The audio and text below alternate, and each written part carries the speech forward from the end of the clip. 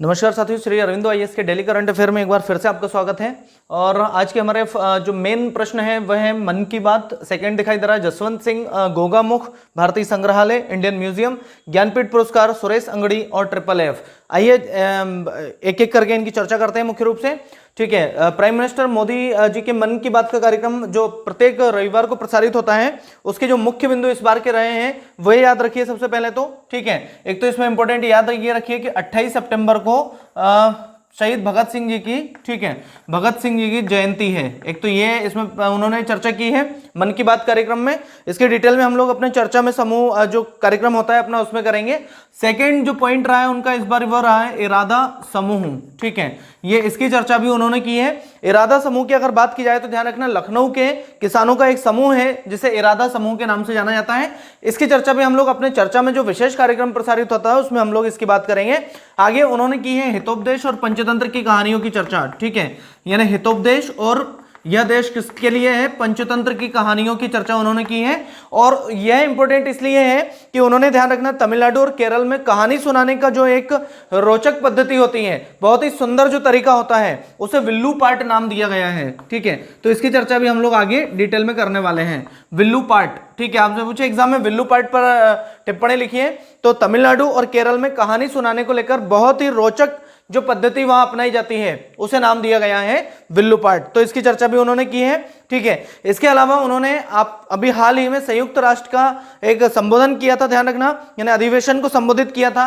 और यह संयुक्त राष्ट्र का 75वां अधिवेशन था जिसे प्राइम मिनिस्टर मोदी जी के द्वारा संबोधित किया गया था।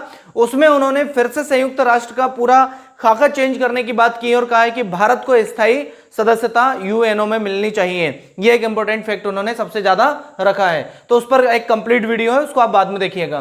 तो प्राइम मिनिस्टर मोदी के मन की बात कार्यक्रम के मुख्य बिंदु हैं इस बार 28 सितंबर को शहीद भगत सिंह जयंती की उन्होंने चर्चा की। इरादा समूह जो कि लखनऊ के किसानों का एक समूह है, हितोपदेश और पंचतंत्र की कहानियों की उन्होंने चर्चा की है, जो कि तमिलनाडु और केरल में कहानी सुनाने की एक रोचक पद्धति है जिसे विल्लू पाट नाम दिया जाता है। आइए दूसरे प्रश्न की तरफ चलें। जसवंत सिंह चर्चा में रहे हैं, इनका हाल ही में निधन हो गया है। ये पूर्व केंद्रीय मंत्री थे। ठीक है, तो ये पूर्व केंद्रीय मंत्री थे, इनका हाल ही में निधन हो गया है। अगर शुरू से थोड़ी सी इनके बारे में अगर चर्चा की जाए तो दो तीन चीजें इनके बारे में याद रखना है।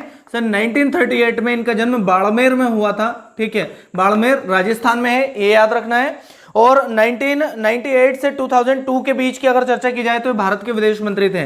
1998 से 2002 के बीच ये भारत के फॉरेन मिनिस्टर थे, यानी ये विदेश मंत्री के पद पर थे। इसके साथ इसी कार्यकाल में बीच में ये 2000 से 2001 तक रक्षा मंत्री भी रहे। ठीक है, तो इनके पास रक्षा मंत्री का पद भी रहा 2001 से लेकर 2 तक, 2001 से 2 तक, सॉरी 2000 से 1 तक, 2000 से 2001 तक ये देश में रक्षा मंत्री, फाइनेंस मिनिस्टर भी रहे। और इन्हें 2002 से 4 तक, ध्यान रखना, 2002 से 4 तक ये भारत के वित्त मंत्री भी थे, यानी कि फाइनेंस मिनिस्टर भी थे। ठीक है, तो तीन पद इनके पास महत्वपूर्ण रहे हैं। अटल बिहारी वाजपेयी की सरकार में ये रहे थे विदेश मंत्री, फॉरेन मिनिस्टर के पद पर, रक्षा मंत्री, डिफेंस मिनिस्टर और वित्त मंत्री, यानी कि ये फाइनेंस मिनिस्टर के पद पर भी रहे हैं। ठीक है, तो इनके बारे में इतनी चीजें आपको याद रखना है। 1957 से 66 तक, 1957 से 66 तक ध्यान रखना है, भारतीय सेना में मेजर के पद पर भी थे। ये बहुत महत्वपूर्ण फैक्ट है, ध्यान रखना इनके बारे में। इसके साथ साथ ये 5 बार राज्यसभा के सदस्य रहे और ये 4 बार लोकसभा के सदस्य रहे हैं।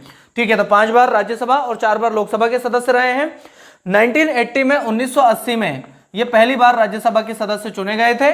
ठीक है, इसके बाद में अगर चर्चा की जाए तो 1999 में अटल बिहारी वाजपेयी की सरकार में जो प्लेन हाईजैक हुआ था इंडिया का, उस प्लेन हाईजैक के समय ये कंधार गए थे, क्योंकि उस प्लेन को कंधार में ही रखा गया था। और कंधार में जब उस प्लेन से यात्रियों को छोड़ा गया तो ध्यान रखना 3 आतंकवादियों को भारत सरकार के द्वारा छोड़ा गया था और उसको लेकर ये बहुत ज्यादा उस समय विवादों में रहे थे। तो ये जसवंत सिंह के बारे में सारी चीजें याद रखनी है। इसके अलावा इनकी एक पुस्तक थी जिसमें इन्होंने जिन्ना की तारीफ की थी। उस पुस्तक का नाम है जिन्ना, इंडिया पार्टीशन इंडिपेंडेंस। ठीक है, बुक का नाम याद रखना, इनकी बुक का नाम हो जाएगा जिन्ना। ठीक है, जिन्ना इंडिया पार्टीशन, ठीक है, जिन्ना इंडिया पार्टीशन इंडिपेंडेंस। ठीक है, इंडिपेंडेंस। ये एक पुस्तक के बारे में इन बहुत ज्यादा चर्चा में रहे थे, और इसके कारण जिन्ना की तारीफ करने के कारण इन्हें भारतीय जनता पार्टी से भी एक समय निष्कासित कर दिया गया था। तो ये जसवंत सिंह काफी चर्चा में रहे हैं। आइए एक बार फिर देखें, केंद्रीय मंत्री जसवंत सिंह का हाल ही में निधन हुआ। इनका जन्म 1938 में बाड़मेर राजस्थान में हुआ था। 1998 से 2002 तक ये विदेश मंत्री रहे। 2000 से 1 तक ये रक्षा मंत्री और वित्त मंत्री के पद पर 2002 से 4 तक रहे।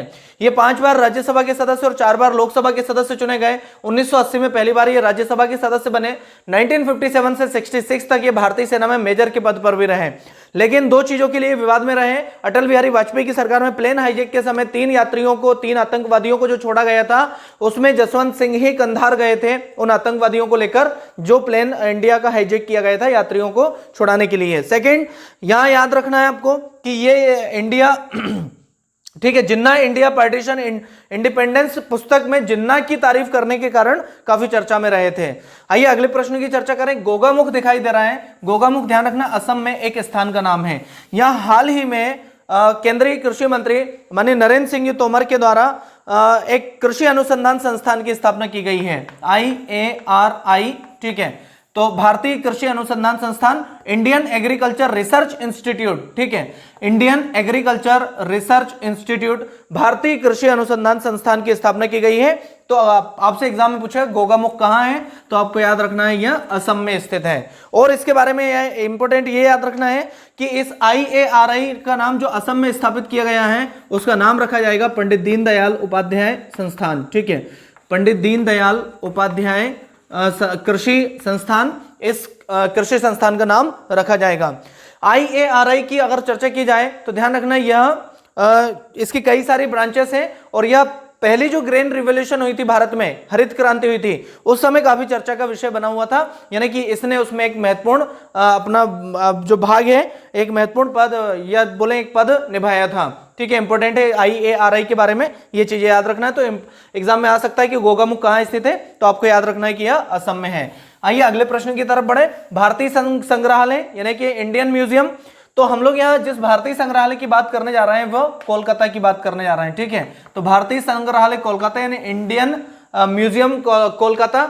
अभी हाल ही में इसके बारे में CAG ने एक रिपोर्ट पेश की है। ठीक है, और CAG का कहना है कि इस संग्रहालय के नवीनीकरण के लिए जो कार्य किए गए थे, ठीक है, यानी कि इस संग्रहालय के जो सुधार का जो मरम्मत की गई थी, नवीनीकरण का जो कार्य किया गया था, उसमें कई सारी जो कलाकृतियां रखी हुई थी, उसमें बहुत ज्यादा अनमोल कलाकृतियां उनको यानी कि मूर्तियों को बहुत ज्यादा नुकसान पहुंचाया गया है। यह CAG की हाल ही में रिपोर्ट है। इस संग्रहालय की जहां तक बात की जाए तो सन 1814 में इस संग्रहालय की स्थापना हुई थी और यह कलकत्ता में स्थित है, और यह भारत सरकार के संस्कृति मंत्रालय के अधीन कार्य करता है। यह संस्कृति मंत्रालय के अधीन आता है। इसमें यह भी याद रखना है भारतीय संग्रहालय के बारे में ध्यान रखना है। इसका शुरू में नाम था एशियाटिक सोसाइटी म्यूजियम, फिर इसका नाम बदल के कर दिया गया इंपीरियल म्यूजियम, और बाद में इसका नाम चेंज करके अब कर दिया गया है इंडियन म्यूजियम।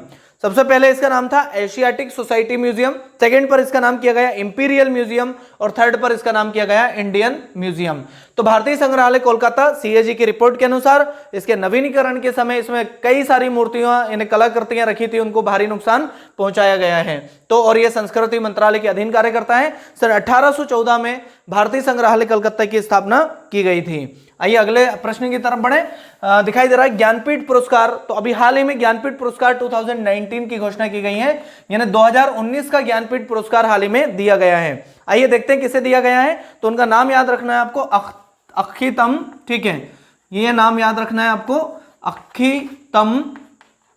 ठीक है, और कंप्लीट नाम है इनका अक्खीतम अच्युथन नंबूथ्री। ठीक है, अच्युथ्री नंबूथ्री। ठीक है, नंबूथ्री। ये मलयालम भाषा के एक लेखक हैं। ठीक है, तो ये मलयालम के एक लेखक हैं। इनको यह पुरस्कार 2019 का दिया गया है। अगर ज्ञानपीठ पुरस्कार की चर्चा की जाए तो 1961 में ज्ञानपीठ पुरस्कार की शुरुआत हुई थी, स्थापना कर दी गई थी, लेकिन पहला ज्ञानपीठ पुरस्कार 1965 में बांटा गया था। वो जो पहला पुरस्कार है वो जी शंकर कुरूप को दिया गया था। ठीक है, जी शंकर कुरूप इसके कारण चर्चा में रहे हैं। तो जी शंकर कुरूप को पहला ज्ञानपीठ पुरस्कार दिया गया था। इस पुरस्कार में 11 लाख रुपए की राशि दी जाती है।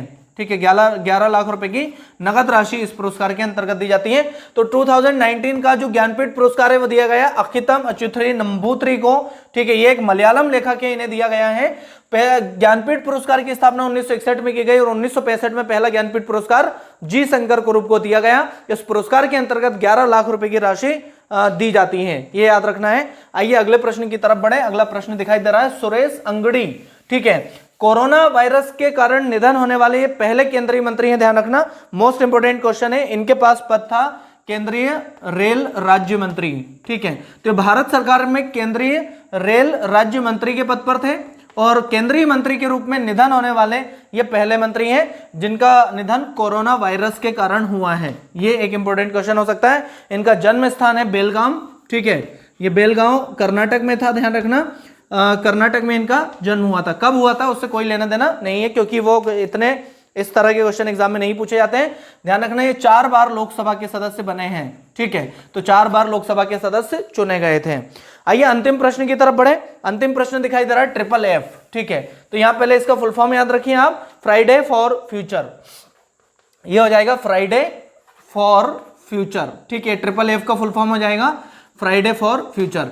यह विश्व स्तर पर चलाया जा रहा एक आंदोलन है, फ्राइडे फॉर फ्यूचर। ध्यान रखना, इस आंदोलन की शुरुआत हुई थी अगस्त 2018 में, अगस्त 2018 में। लेकिन इंडिया से क्या कनेक्शन है वो देखें। तो अगस्त 2018 में इस आंदोलन की शुरुआत की गई थी ग्रेटा थनबर्ग के द्वारा। ठीक है, ग्रेटा थनबर्ग स्वीडन की एक कार्यकर्ता है, ध्यान रखना, स्वीडन की एक बहुत छोटी बालिका है जिन्होंने पर्यावरण को बचाने संबंधित वहां आंदोलन चलाया था और इन्हें बाद में एक पुरस्कार भी विश्व स्तर पर दिया गया।